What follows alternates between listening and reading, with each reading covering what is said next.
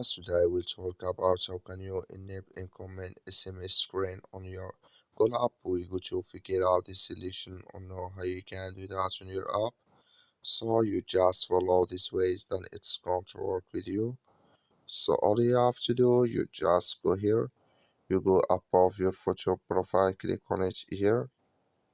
So then it's going to show for you a list like this here. Then all you have to do, just go above this sign, click on it here. So then it's going to take you to this list. It's going to show for you like this. You click here on SMS, you capture next CPR. Then all you have to do now, just come here to incoming SMS screen, click in this sign.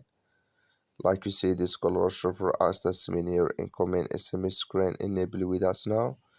That's all you have to do. That's all. Thank you for watching. Don't forget to support us by liking, subscribe.